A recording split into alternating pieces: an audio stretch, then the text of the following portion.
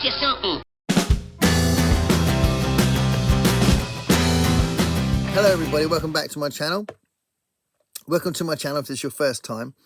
So this is a little bit of a ramble, but it's kind of asking questions. I'd love to know what you think in the comments about this. And I was just thinking about this book again. I haven't done a full review of this book yet, but it's a significant release because Harlan Ellison has got decades and decades of work that's out of print, and he's the most awarded science fiction author of all time, and yet it's hard to get his stuff. And his stuff doesn't seem to stay in print. So this came out, Harlan Ellison's greatest hits, and it's the stories that got the most amount of awards. It's a really good book, and it's nice to see his name on the shelf again. But I was thinking about the fact that, you know, why is such an awarded science fiction author so difficult to find on the shelves in the bookshops? And I think it's because he wrote mostly short stories. He didn't write many novels. He wrote a few, but you know, there's Spider Kiss. There's a couple of early ones about the sort of gangs, street gangs, but that's pretty much it. Yeah, it's almost entirely a career of short stories. He wrote hundreds. So I think that's the reason, which is interesting, isn't it? Because then it makes you think, well, is that consistent?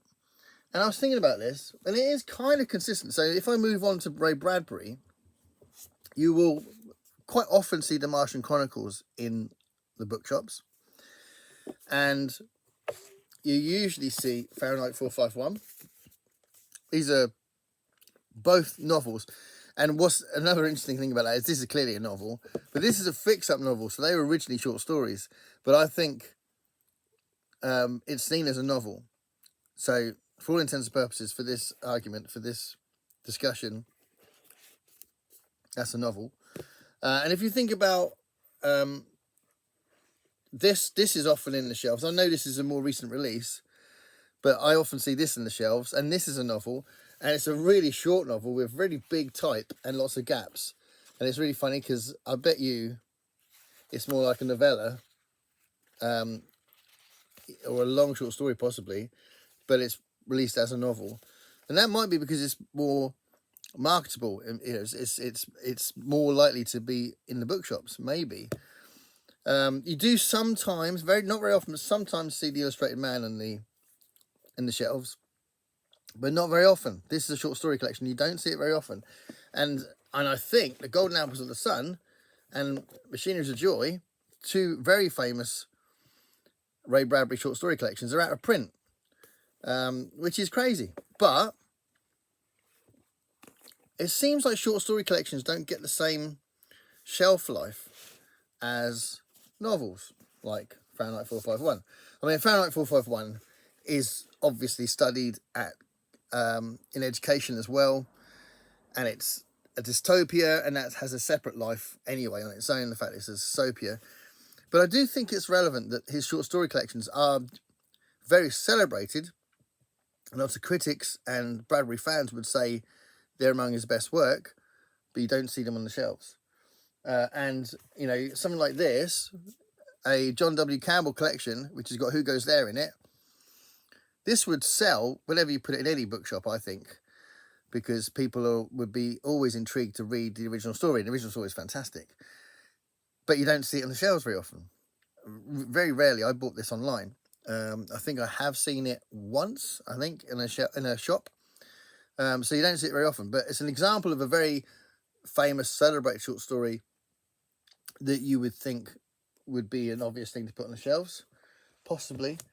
But then I was going to say that you do get these two books, and I think these two books are on the shelves because this guy is very celebrated and critically acclaimed, and he only writes short stories in this, and he's quite recently, because it could be that he goes down the road of Harlan Ellison eventually, because Harlan Ellison's books were probably always on the shelves for many decades, but decades later, it could be the short story syndrome, maybe. But this is Ted Chiang.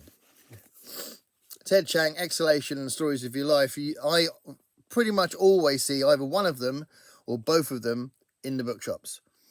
I'm always pleased because they're two of my favourite books. I think these books just blow me away.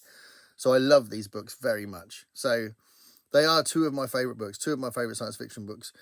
I'm going to build up eventually. I'll do another video about this, but I'm going to do a video eventually around summer next year, I think, which is my top 50 science fiction books. And I'm going to allow short story collections because of these books, but also because science fiction was built on short stories.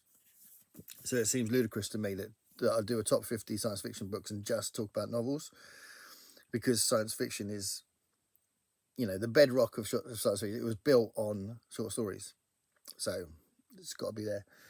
So yeah, and equally, yeah, this is moving away from science fiction, but it seems relevant as well, as it's here as well. I've got a Kafka book over here. Kafka's always on the shelves, and he's always, all his stuff is short stories as well, because even The Trial, which is a little longer than some of his stuff, and The Castle's a little longer, still not full novel, although you sometimes see it as a very short, small book, but you often get them in these collections as well. So you do get Kafka, but again, see, Kafka may be like Fahrenheit 441. It goes into other things because, you know, he studied, you know, you can use it in schools, colleges and universities and all that. Maybe that's a thing that keeps the short story thing going. I don't know. What do you think? To me, it's a good explanation why somebody so awarded, so applauded, so acclaimed, like Harlan Ellison, is so out of print. That seems to be the most obvious answer. Let me know what you think in the comments, please. Thanks a lot for watching. Stay curious about short stories.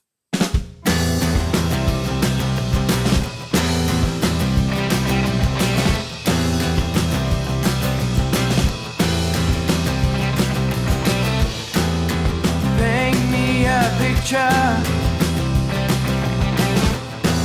of what it's like to be